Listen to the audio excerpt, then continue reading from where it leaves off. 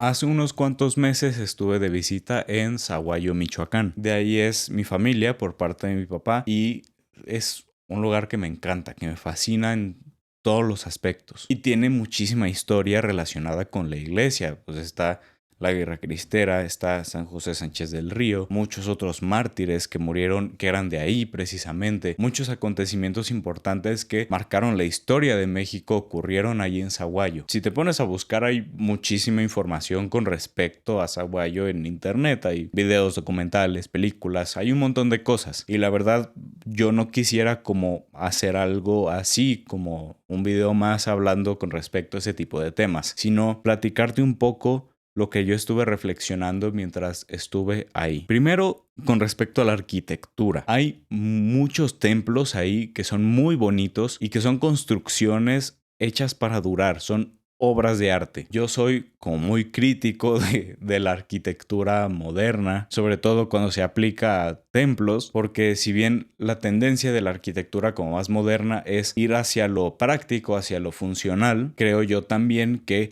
eran mucho más funcionales para la liturgia, para el culto divino, los templos antiguos. Porque, a ver, podemos pensar en lo funcional como las acciones que se realizan ahí dentro, como de dónde va a salir el padre, por dónde van a subir los lectores, por dónde van a circular dentro del presbiterio, dónde va a entrar la gente, desde dónde va a alcanzar a ver como todos los puntos posibles, no sé, ese tipo de cosas. Cuando realmente la función de un templo es adorar a Dios. Y la funcionalidad no siempre va a estar en quitar elementos para que quede solamente lo básico, sino en añadir, mover, quitar, poner, construir aquello que sea necesario para la función de ese lugar, que es el culto a Dios. Y eso creo que lo cumple mucho mejor la arquitectura como más antigua, más tradicional, porque son edificios que no están hechos necesariamente como para esta funcionalidad minimalista, sino la funcionalidad trascendental de lo que se realiza ahí dentro. Y son templos hechos para durar, pensando en Dios primero, no pensando simplemente en la coreografía de la misa, sino en el fin de la misa como tal. Y lo que yo me pregunto es que,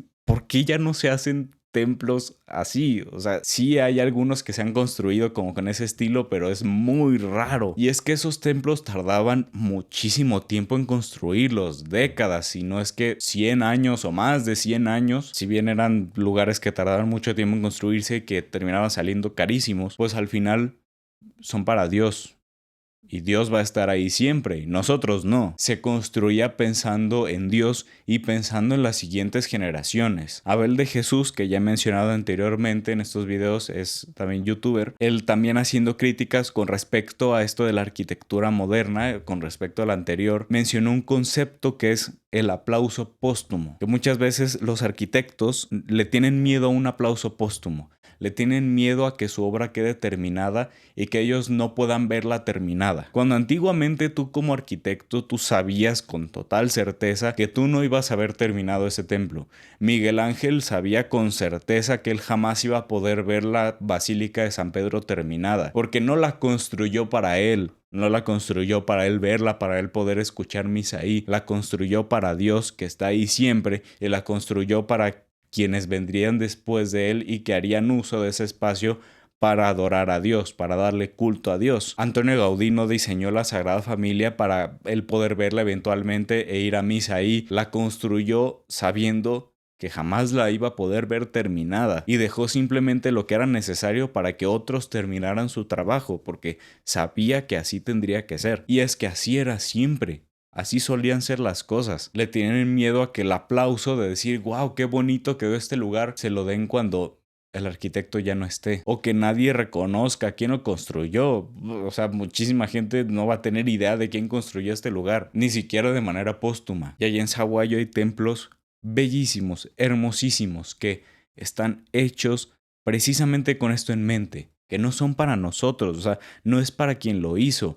A lo mejor hay personas que toda su vida se la dedicaron a trabajar en ese lugar sabiendo que jamás lo iban a ver terminado, porque también tenemos arraigado el ser humano el deseo de trabajar y construir algo con un fin mayor que nosotros mismos. Y eso yo lo observé ahí, en esos lugares. Y también me sorprendió lo bien cuidados que están, porque también un lugar así de ese tipo tan elaborado también requiere de mucho mantenimiento. Pasando al siguiente punto, la valentía. Está pues el mártir San José Sánchez del Río, que es mi pariente, si quieren muy lejano, pero existe allí el parentesco. Él, cuando era adolescente, se alistó en el ejército de los cristeros, o sea, de los buenos, pues. Y él, estando en una batalla, hirieron el caballo de su general.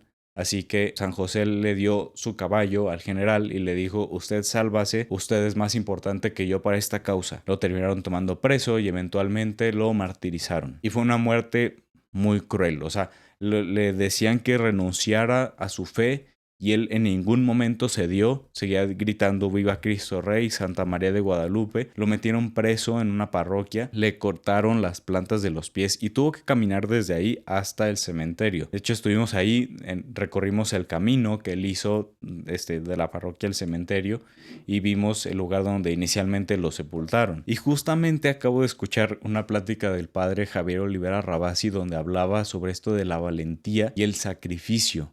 Y yo lo reconozco al 100% en San José Sánchez del Río, o como le decimos ahí, Joselito, que este deseo innato del hombre de la aventura y la batalla. No importa si es peligroso, eso da igual, pero vivir una aventura y pelear una batalla nuevamente por un fin más grande que ti mismo, que es Dios mismo. Y la obediencia hacia su superior, hacia su general, hasta el punto de dar la vida por él. Algo que mencionaba el padre Javier, a nosotros nos dicen, él es el líder y punto, él es el líder, ya está, hay que seguirlo y hay que obedecerlo. Y sin pensarlo dos veces, simplemente le dijo: sálvese usted es más importante que yo. Es un acto de nobleza, de valentía y de coraje que no muchos hacen, sobre todo hoy en día, que cuesta trabajo. O sea, yo me imagino a mí mismo en esa situación y no sé cómo habría reaccionado. Demostró una virtud impresionante y también en el perseverar en la fe, porque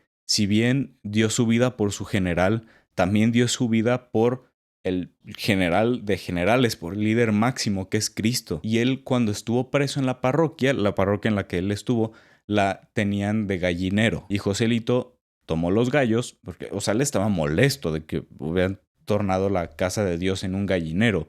Él tomó los gallos y a todos les rompió el cuello. Esa es la razón por la cual en su tumba, que bueno, él ya no está ahí, pero sigue estando la tumba donde él estuvo inicialmente, hay imágenes de gallos por esa escena. Y es que ahí demuestra celo por la casa de Dios, que eso también creo hace falta, mucha falta en estos días. ¿Qué digo?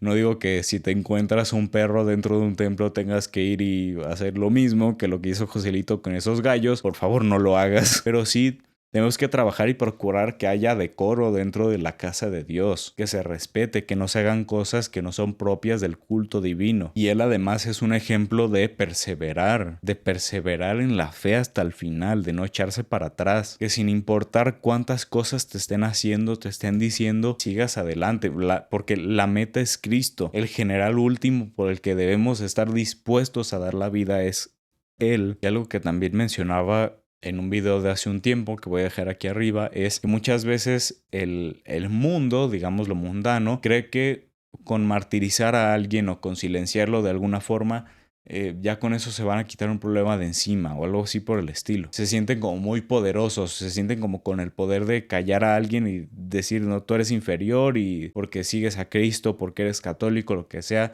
te vamos a hacer algo ya para acabar contigo, cuando realmente la sangre de los mártires es semilla de nuevos cristianos, es semilla de la fe. Porque a los que le hicieron eso, nadie los recuerda con gusto, o sea, los recuerdan como gente despreciable, mientras que a Joselito lo tienen, o sea, como quien es realmente, como un súper santo. Todo el que se exalte será humillado, y todo el que se humille será exaltado. Y por último, quiero hablar sobre la tradición. Cuando los españoles llegaron a esa tierra, que actualmente es Aguayo, pues tuvieron que pelear por conquistar esa tierra. Ahí vivían nahuas. Y al principio, que querían pelear contra los nahuas que vivían ahí en ese territorio, los españoles siempre salían perdiendo. La forma en que lograron derrotarlos fue haciendo de la batalla también algo espiritual, implorando la ayuda, la intercesión del apóstol Santiago, que es el patrón de España. Entonces, portando su imagen y pidiendo su intercesión es que pudieron conquistar esa tierra. Y cada año, cuando son las fiestas del patrón Santiago, existe una tradición que es la de los tlahualiles. Tlahualil significa guerrero vencido, que son personas que se ponen una vestimenta como con unos cascabeles y unas máscaras que, o sea, son obras de arte así totales, y van danzando por las calles para festejar al patrón Santiago. Y también sacan la imagen del patrón Santiago montando en un caballo blanco, y al frente de él van personas recreando como esa batalla en la cual ganaron los españoles. Esa es como una versión muy breve de lo que sucede, pues cuando son las fiestas patronales. Eso me hizo pensar en una cosa. Cada pueblo expresa su fe a su manera, según la tradición, según lo que haya ocurrido en ese lugar y según lo que había antes de que llegara la fe también a ese lugar, pues también se van formando diferentes expresiones culturales con las cuales el pueblo expresa su fe. Y siempre que no sean cosas que sean contrarias a la propia fe, pues está muy bien. Y pues a lo mejor a uno que está acostumbrado a eso, o sea, a mí me parece algo bellísimo, algo muy bonito, algo muy emocionante, pero entiendo también que muchas veces podemos ver como la tradición de algunos otros países, de algunos otros lugares, y nos puede llegar a despertar como sentimientos de duda o de decir, no sé qué tan bien esté que hagan esto, que hagan como estos bailes o que se vistan de esta forma o este tipo de música, cosas así. Pero creo yo que más bien debemos preservar este tipo de tradiciones, que son formas legítimas en que el pueblo expresa su fe por medio de su propia cultura. Que también debemos decir que no al escándalo, preservar el decoro, como no hacer cosas que vayan en contra de la fe o en contra de los lugares sagrados, eso pues está primero, pero debemos mirar al corazón de esas personas, que o sea, lo hacen de todo corazón y con toda su fe, y no estaría bien satanizar ese tipo de expresiones si al final los frutos que tienen ese tipo de expresiones culturales son frutos de fe, de una fe sincera que llevan y que mantienen y que preservan la fe del pueblo. En conclusión, 3 cosas. Primero, el trabajar para mayor gloria de Dios. Saber que no siempre vas a ver los frutos de tu trabajo, como le pasó a Saint Charles de Foucault, del cual probablemente haré un video al respecto en algún día. Él fue un santo misionero que anduvo ahí misionando por África, intentó formar varias órdenes religiosas y fundar quién sabe cuántas cosas más, y todo fracasó. Ninguna de sus obras pudo llegar a término. Pero una vez que murió, surgieron muchas congregaciones con su espiritualidad, y su trabajo dio muchos frutos de manera póstuma. Él no pudo vivir para ver esos frutos, pero esos frutos definitivamente ocurrieron. No siempre vamos a vivir para ver los frutos de nuestro trabajo, pero si lo que hacemos es para mayor gloria de Dios, eso es todo. Segundo es la valentía, pedir